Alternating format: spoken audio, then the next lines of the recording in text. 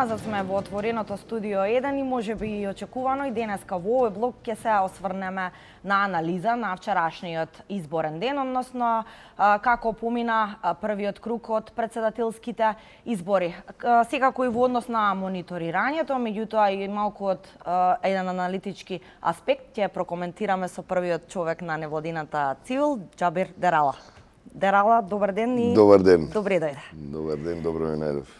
Така, за почеток ќе започнеме со она генерално прашање. Еве конкретно оценка на Цивил за вчерашниот изборен ден.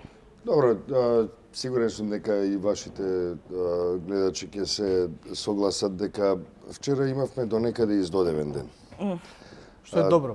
Што е добро, што е, би рекол, извонредна промена. На некој начин почна да станува нормално, еве веќе речиси 3 години.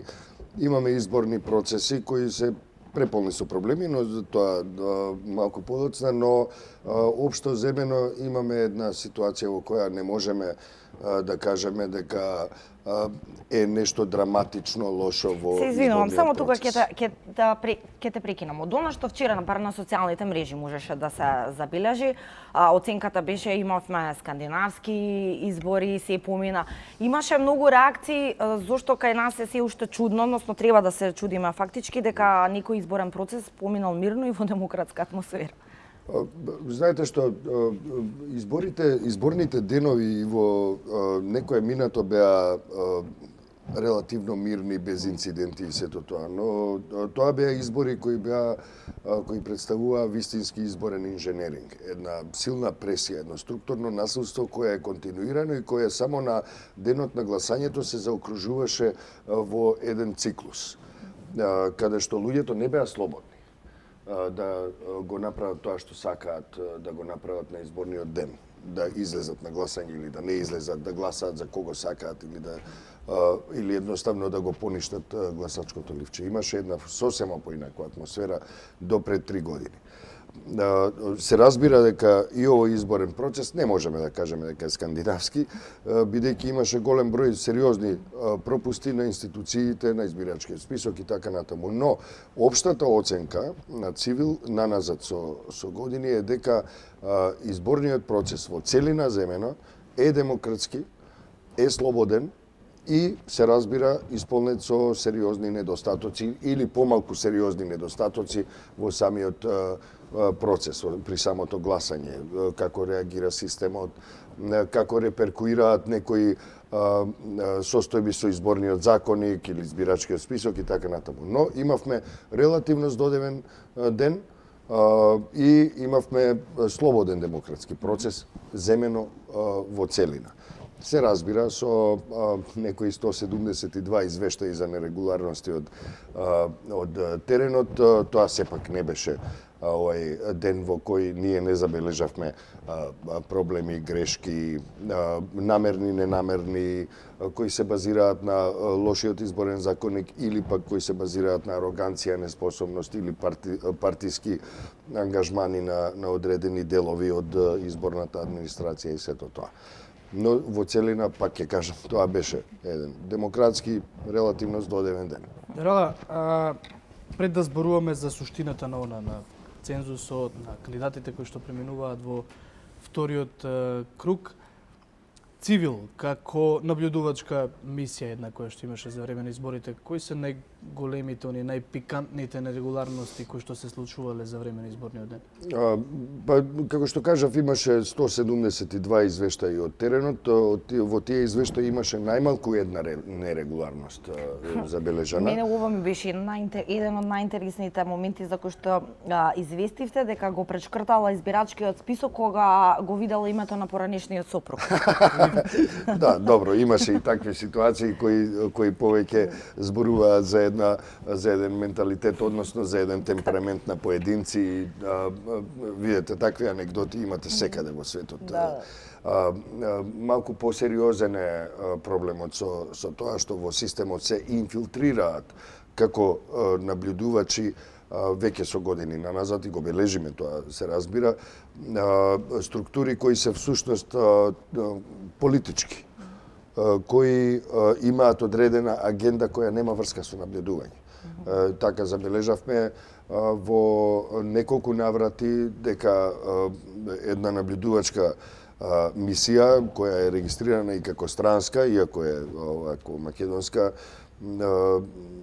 мисија наблюдувачка, кои на самите избирачки места во неколку избирачки места низ Македонија правеле скандали. Буквално го попречувале гласањето, зборчето Северна било избришано од името на нашата земја, Тоа го правеле и така натаму. организации од надвор. Тоа го направи, тоа го можам сега, бидејќи веќе не е изборен МОЛК, можам да кажам дека имаме неколку извештаи за наблюдувачи на Светски македонски конгрес кои се странска невладина организација која се акредитира како странска невладина организација во нашата земја, чии наблюдувачи очигледно имале поинаква агенда, а не да ги наблюдуваат самите избори. И тоа е една скандалозна ситуација која системот самиот мора да се погрижи да му даде некаква смисла на наблюдувањето, затоа што имате и партиски наблюдувачи, тие може да се наблюдуваат како партиски наблюдувачи, меѓутоа секоја интервенција подлежи на санкција. Ваквото однесување и го видовме тој и на референдумот. Лани имавме неколку илјади луѓе кои беа вметнати, инфилтрирани во системот, кои немаа врска со наблюдувањето, туку имаа обврска, партиска обврска, да го бойкотираат процесот и да го оневозможат процесот на гласање за време на референдумот. Слична функција има и овие луѓе овде, на страна од оние што со комбе се шетаа, што е малку гротескно, иако не е наивно. Не можеме да ги надминеме. Некои работи едноставно се веројатно тема за едно подолгорочно градење политичка култура во која ќе си најде секој своето место, ќе си го најде. Знаете, ние и во цивил имаме, секој од нас поединечно има одредени политички ориентации, определби, симпатии и така натаму. Но едно од главните правила е дека, макар и со солзи во очите, вие морате да ги изнесете фактите. Кога велам со солзи во очите, тоа значи дека некој можеби ќе му биде криво што токму тие за кои тој навива приватно, нели, како политичко битие граѓанин или граѓанка, но ако забележи дека се прават нерегуларности, ако забележи дека има противзаконито действување на партијата за кој тој приватно или таа приватно навива, ќе си ги изнесе фактите и тоа е тоа. За жал, ние забележуваме дека во системот, во самиот процес се инфилтрираат едноставно политичките партии и структури на моќта, премногу лесно преминуваат преку нешто што е прекршок против законот, односно демократскиот стандард. Битна е сегрегација на личното и така и на професионалното. Би прашала Дерала, очекувано според вас и цивил, најмногу според вас, малата излезност, што значи вчера порака ли е некаква на народот? Апсолутно. Бидејќи од она што генерален заклучок од обичните граѓани и се она што го изразуваат, особено нели како свој став на социјалните мрежи, беа најгласни тие пораки. Дека партиите дефинитивно конечно треба малку да се замислат, особено со малата излезност и да ја примат пораката. Имено, значи, бојкотот е една работа, меѓутоа абстинирањето од гласање е една многу сериозна порака која ја испраќаат граѓанките и граѓаните незадоволни од политиките на едните или на другите, не е важно кои. Извинете, јас малку сум под влијание на изборниот МОЛК, можеби и во еден момент ќе треба да ме опоменете, да ме прашате за кого точно се работи, бидејќи вчера на вистина, како и на сите избори, на вистина многу внимаваме да не го прекршиме изборниот МОЛК. За жал, тоа го правеа сите останати, може да ви кажам повеќе за тоа. Малата излезност е пред се, бидејќи се работи за председателски избори, меѓутоа поголема и посериозна поента на граѓанките и граѓаните, на гласачите е дека тие едноставно не се задоволни со други сфери на општественото и политичкото живење. Односно не се задоволни од тоа како власта ги третира внатрешно политичките секојдневните проблеми на луѓето. И тоа е пораката. Особено ако имаме предвид дека претседателските избори едноставно има изглед, има манир како да се работи за парламентарни избори. Да, дефинитивно тоа е еден од заклучоците. Речиси беа невидливи претседателските Но и дерала и кандидати. целата кампања што се водеше, наликуваше всушност на кандидатите беа речиси невидливи Так. на моменти. Моравме да ги бараме во маглата од политички, односно партиски кампањски содржини. Тоа е нешто што тие треба малку посериозно да го И Јана го обмислат. постави прашањето за мала излезеност. Меѓутоа, ако се знае дека барем во јавноста и сите оние кои што се занимаваат со пописот на населението, 1.800.000 гласачи Македонија веројатно нема. Тој попис не е направен или од 2002 година. И генералното мислење, барем повторно ќе кажам на оние кои што се занимаваат со статистика, е дека Македонија има гласачи до 1.300.000. Ако се земе в предвид дека гласале над 700.000 гласачи, тогаш релативно е тоа дали е мала излезеност или не. Ако претходно се зборуваше дека 40% цензус дали ќе се постигне, видовме дека се постигна 42%. Да, но тука исто така би се надоврзала е моментот и според вчерашните анализи и тука во студиото што имавме прилика да ги слушнеме, е можеби малку за изненадување дека всушност еве конкретно владачкото мнозинство, односно и Пендаровски па и на чело или на СДСМ не ги доби тие гласови на референдумот, што всушност ги имаше, што е некој тригер момент дека токму компартијата, односно внатрешните работи што ги спомена тие малата излезност, односно незадоволството, некој на дворишната политика. Тоа е секако нешто за кое треба да размислат и политичките партии, меѓутоа прво овде би искоментирал, да, точно е дека всушност излезноста е повисока. И точно е дека избирачкиот список содржи 1.800.000 и повеќе илјади гласачи, но видете, секој што е државјанин на Република Северна Македонија треба да има право на глас и да биде внесен во избирачкиот список. Ние вчера се соочивме со ситуација во која 150 и повеќе граѓанки и граѓани всушност не можеа да го остварат своето право на глас за тоа што не беа во избирачкиот список. Така, тој е избирачки список. И имаме таква ситуација, знаете, во нашата работа, еден таков случај е премногу, камоли да имате 150 и видете, ние имаме 160 мобилни наблюдувачи. Значи, ако 160 мобилни наблюдувачи забележале досега обработени случаи на над 150 гласачи кои не можеле да го остварат своето фундаментално право, а тоа е правото на глас, вие имате ситуација во која, значи, избирачкиот список не го бива.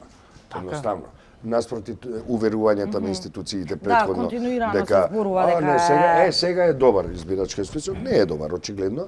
Од друга страна ќе дојде системот и ќе ви каже видете, според изборниот законник имате ваква ситуација, ажурирање на податоци, луѓето се неажурни, не се одјавиле од Македонија, не се одјавиле од претходното место на живење, не извадиле лична карта на време или не знам што. Видете, Уставот го гарантира правото на глас. Тоа подразбира дека државата има обврска да го обезбеди максимални услови за исполнување на тоа право на глас. Значи, изборниот законник не чини. Не е важно што не чини во случајов. Важно е дека секој што ќе се појави на местото на гласање, во избирачкото место, мора да му се обезбеди правото на глас. Ако вие сте биле неажурни, неодговорни како граѓанка, па не сте извадиле лична карта или сте ја изгубиле, па не знам што, па имате пасош на стара адреса и така натаму, тоа е нешто што треба системот да се позанимава со вас врз основа на други закони и правила и регулативи и сето тоа. Вашето право на глас треба да се одвои од тоа. Вашето право на глас е неприкосновено во таа смисла.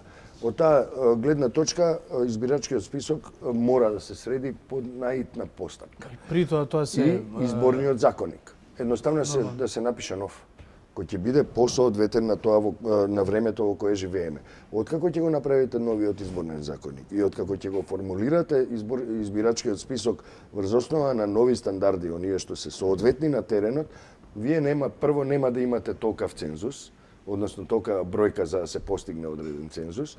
Тоа е една работа. Втора работа е дека процесот на гласањето ќе тече по мирно, по законито, по регуларно. Заради тоа, ако го направите тоа, тогаш ќе имате посериозен увид, по-нормален, добар увид во тоа кој колку гласал и колкава е излезноста.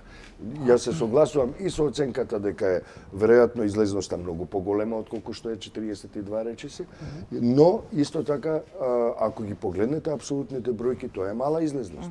Едноставно мора да бидеме да се соочиме со потребата дека некој некаде треба да седне и да го загрее столчето и да работи, без оглед на тоа дали има некаква друга партиска агенда. Да, ќе дојдеме до тоа, до вториот круг каде што ќе треба да се, нели, дополнително мотивираат оние кои што не излегле да гласаат. Меѓутоа, ајде ако сега ја трнеме на страна ова наблюдувачката мисија, ако влеземе малку аналитички во резултатите од изборите, изненадува ли албанскиот корпус? Ако видиме дека Тетово, Гостивар, Липково, Сарај, Рачиново, таму каде што претежно има гласачи од албанска етничка припадност, излезноста е многу мала.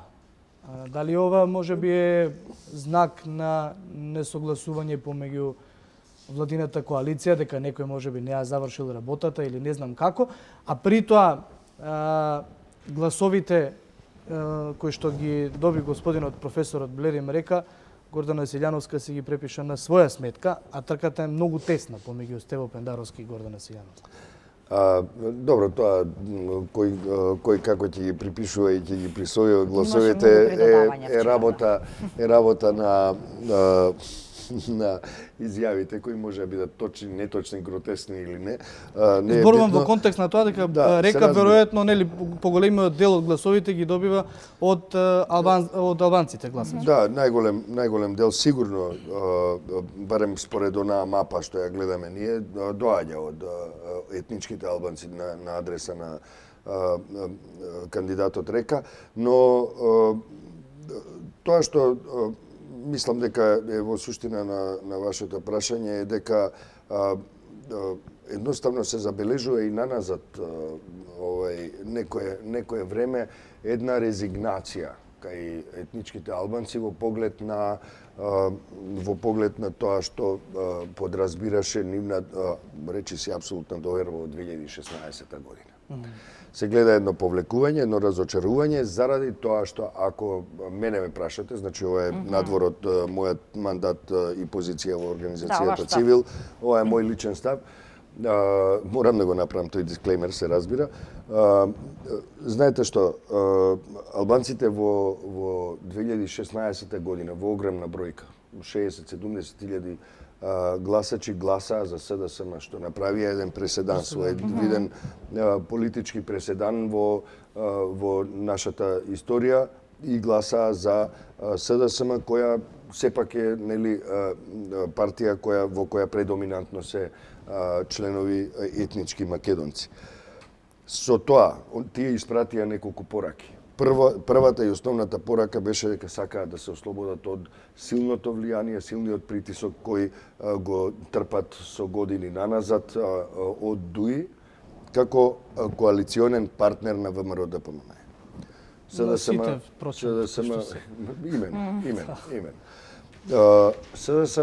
на некој начин не е важно дали е тоа оправдано или неоправдано разочарување, знаете.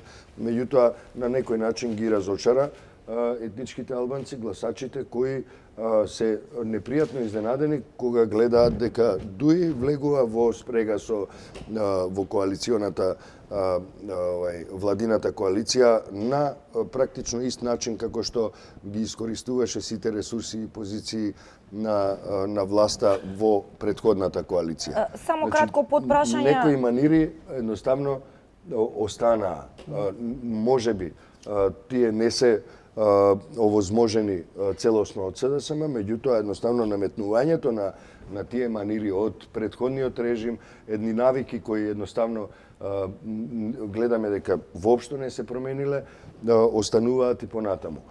Етничките албанци, гласачите од албанската заедница, од тоа што го слушаме од теренот, низ разговори со граѓанки и граѓани, експерти, албанци, интелектуалци, новинари и така натаму, ние заклучуваме дека тие се разочарани затоа што СДСМ премногу лесно ги прифати во своите јасли и ги остави да функционираат на начин на кој функционираа во Но претходната Дерала, дали коалиција. и сега и со оваквите резултати повторно си останува дуи во таа комотна позиција? Дали може така да се заклучи? Па јас мислам дека денеска веќе се пишува една многу сериозна, долга и скапа фактура на адреса на премиерот Заев и таа се пишува нели во седиштето на ДУИ, ќе видиме колку ќе биде цехот. Се разбира, цехот ќе го платиме ние. Овде што сме, Да, народот си обичните смртници. Но сега зависи од мудроста и од категоричноста, односно од решителноста на политичките структури кои треба да одлучат дали ќе одат и понатаму со пазарење политичко под маса, над маса, зади затворени врати, зад отворени, полуотворени врати и така натаму, или во еден момент ќе решат да стават точка и да кажат дајте луѓе да правиме држава во која владее правото и политичките пазари дека не може веќе да издржи ова општество понатамошни политички пазари кои не чинат и пари, и време, и нерви, и достоинство. Пред да продолжиме со коментари, односно еве предвидувања и во однос на вториот круг, би сакала чисто уште малку ваш коментар. Еве Скопје, главниот град, конкретно според официјалните податоци, резултатите од Државната изборна комисија, во првиот круг победи Силјана Скадавкова со 664 гласа разлика. Очекувано, неочекувано? Најде големо изненадување во овој момент. Јас лично не сум изненаден, ние во Цивил не сме изненадени од овој резултат. Предвидувавме дека можно е да дојде до изедначување, некаде дури и од вакви незначителни предности и сето тоа. Очигледно е дека општеството е се уште поларизирано. Знаете, после 11 години онакво владење и после 2-2,5 години политичка криза, па надминување на одредени состојби, реформи без реформи и така натаму, или почнати недовршени процеси и други чекори, нормално е дека имате разочарување од гласачите, како што го утврдивме на самиот почеток, и исто така нормално е да видите дека општеството е навистина сериозно поделено. Впрочем, ако погледнете на изборниот инженеринг во минатото или на претходните председателски избори, ова сепак не е лош резултат. Ниту за едните, ниту за другите. Да, тесно е, да, дефинитивно. И изборува за една сосема поинаква филозофија на гласачите, која имам чувство дека аналитичарите, партиските аналитичари не ја разбираат. И ако сакаат да постигнат успех, било едните или другите, било кај од страна на професорката или од страна на професорот, овие двајца што преостанаа, треба да ги прво да ги остават да дојдат до израз барем овие 2 недели да ги видиме, а не партиите. А второ да подразмислат околу тоа дали мислат да прават да учествуваат во политички процес кој е прилично долг и тежок, политички процес во кој ќе ја обединат земјата, каде што ќе видиме интегрирана Република Северна Македонија, во која сите имаат некакво место под сонцето, политичко, вакво и онакво, или мислат да продолжат со поделби. Знаеме, или барем вие предпоставувате, јас што мислам, кој ги внесува поделбите, кој ја носи омразата, кој мисли да ја изолира земјата повторно, кој гледа према истока, кој гледа према запад. Предпоставувам дека и публиката и гледаат према запад. Да, ама битно вчера двата табори славеа. Која знаете, и тоа со славењето е малку смешно. Мислам, тие наместо да слават, треба да го стават прстот на чело и почнат да размислуваат. Џабир, ако учеството на Блер им река во овој прв круг можеби придонесе дополнително за таа педантност помеѓу тројцата кандидати, сега имаме во вториот круг соочување на Две силно спротивставени. Две силно спротивставени опции, да. страни. Да, како што би се рекло, Реал против Барса, Манчестер, Ливерпул, се едно. Тука веќе можеби не очекува и дали не очекува многу поостра реторика, особено ако тоа не го прават кандидатите кои што се професори, тоа да го прават партиските лидери, односно сите луѓе од првите луѓе од партиите. А дополнително тоа како ќе влијае на мотивацијата да се постигне повторно една висока излезеност, каде што ќе се добие всушност председател. Јас сум убеден дека политичките партии нема да одолеат на предизвикот и тие да се надпреваруваат заедно со своите кандидати. Па со оглед на тоа што досега можеме да го видиме. Да, тоа е една инерција која ќе ги потера и нема едноставно да се воздржат. Можеби на моменти ќе се обидуваат да изгледа поинаку, меѓутоа не верувам. Судирот ќе биде многу пожесток сега и убава е оваа паралела што ја направивте со Блирим река. Да, тој внесе на некој начин баланс и така натаму, меѓутоа тоа е веќе минато, нели, веќе од синоќа. Може би само се инсталира како нова политичка фигура во именно неговото кандидирање е повеќе во склопот на одредени политички пораки кои дел од етничкиот албански политички блок сака да ги испрати на сметка на владата и на сметка на ДУИ, нели, како дел од владата. И одлична им беше пораката, добро срочена.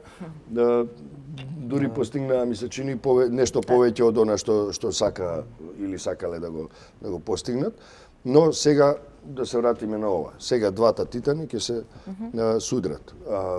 Не зборувам за кандидатите, туку двата титани, опозицијата и власта, односно СДСМ и ВМРО-ДПМНЕ. Тука ќе видиме уште повалкана игра, уште пожесток вокабулар, многу раздвижување на теренот, ќе се употребат и злоупотребат многу работи, ќе се крши закон и така натаму, што е многу глупаво од нивна страна, заради тоа што ако решат да го остават процесот да тече поинаку, поцивилизирано, пограѓански. Како до сега? Малку подобро од сега е. Подобро и од тоа, далеку подобро од тоа што беше до сега. Јас сум убеден дека на тој начин, да, добро, така да, може да се каже. Јас сум убеден дека граѓанките и граѓаните ќе бидат поинаку мотивирани и дека дополнително ќе добијат простор да си размислат и да сватат дека окей, цензус е потребен за да не влеземе во понатамошни подлабоки политички кризни состојби. Ќе сватат дека едноставно имаме повеќе интерес да истераме еден процес наместо да биде тоа ново мачење во нови турнуси, во нови 6 месеци, во нови други изборни, предвремени изборни процеси и сето тоа, заради тоа што Македонија веќе нема капацитет од нови политички. И на народот му е преку глава за да издржи нови политички кризи. Во ред, толку ни дозволува времето, за крај, ајде Чаловски. Вториот круг, како го следи Цивил? И на истиот принцип? На истиот принцип, будно, како и секогаш, инсталирани сме низ целата земја и да не заборавам, би сакал да им заблагодарам како на наблюдувачите на Цивил, така и на сите граѓанки и граѓани кои вчера неуморно вртеа на нашите телефони и имаат голема доверба во нас. Таа доверба ќе се трудиме да ја оправдаме. Така е, тука сме ќе анализираме, здравие Боже, и по вториот изборен круг. Дерала, ти благодариме за гостувањето во отворената студија. Благодарам и јас за поканата, другарки и другари. Јана, ние правиме кратка пауза, па се враќаме назад во студиото и малку да разбиеме од политика, одиме на спорт. Останете со нас.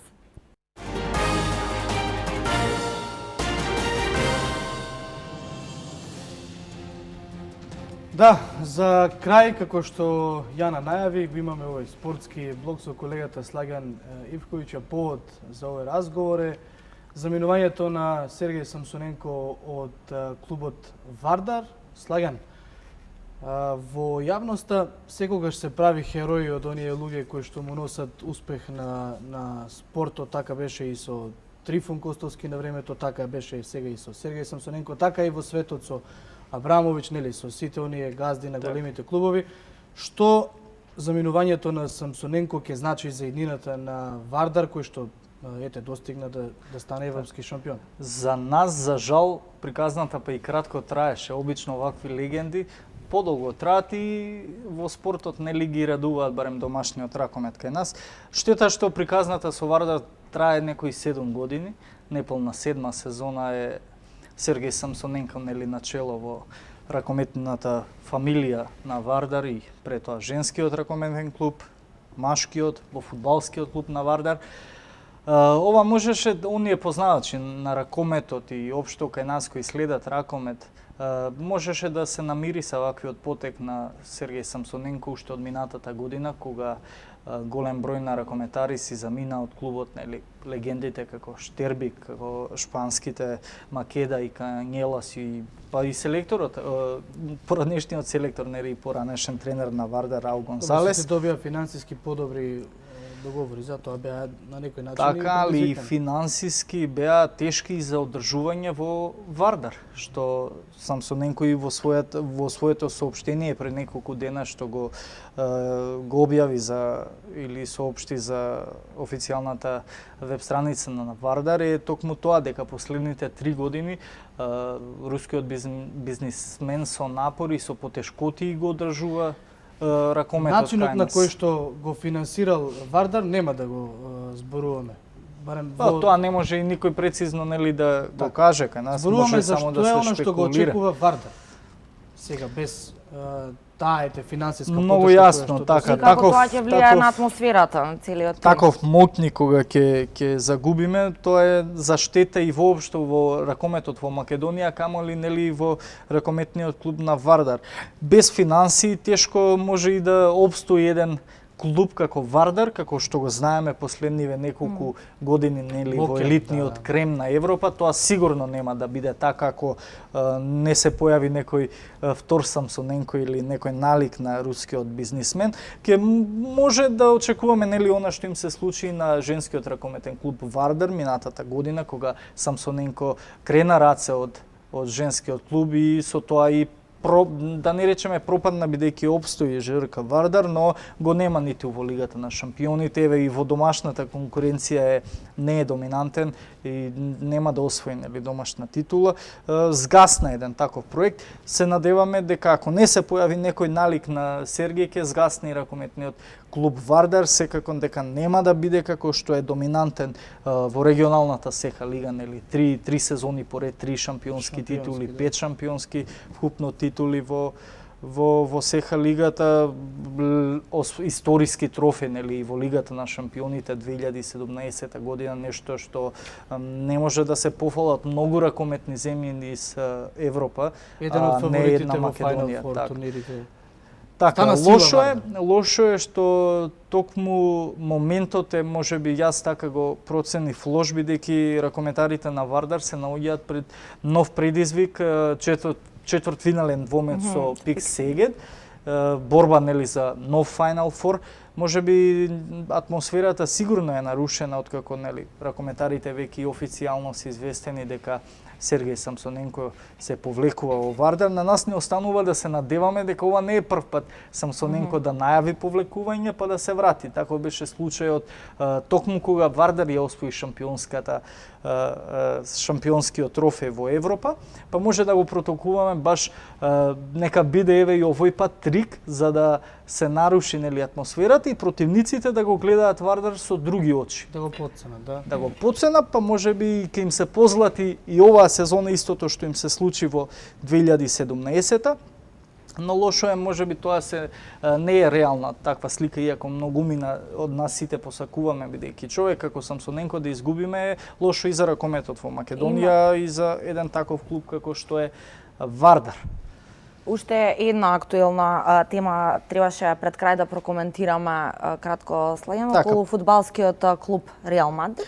Токму така, Кај еден нас? ТВ и натаму останува единствен телевизиски медиумски партнер со Реал Мадрид фондацијата и Евроспорт Арена, лиценцираниот партнер кој го носи кампот во Македонија. Веќе Реал Мадрид покрај оние два со фудбалски кампови со како што се нарекува Реал Мадрид фондација Experience, сега имаат нов проект, Реал Мадрид фондација Клиник, каде што соработуваат со еден прволигаш, фудбалскиот клуб на Работнички, и два второлигаши, Кид Гоу и Тиквеш од Кавадарци. Таму ќе, значи 3 града ќе бидат опфатени во овој нов фудбалски камп, и тоа што е новитет, по едно или две момчиња од фудбалските школи или кои ќе бидат учесници на кампот ќе заминат на обука токму во Реал Мадрид. Па така предлагам и да го слушнеме, нели, да слушнеме што е новитет, кога ќе се одржи фудбалскиот клуб на Реал Мадрид во продолжение.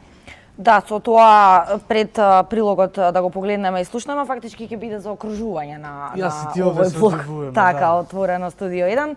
Слаѓам си како ти благодариме за оваа Јас ќе ви кратка се анализа. заблагодарам и што гостување. знаете вака да изненадите и да дадете просто, нели, дополнително да биде истретирана спортска тема, да продолжите и во иднина така почесто да не Секогаш. повикувате од спортската редакција.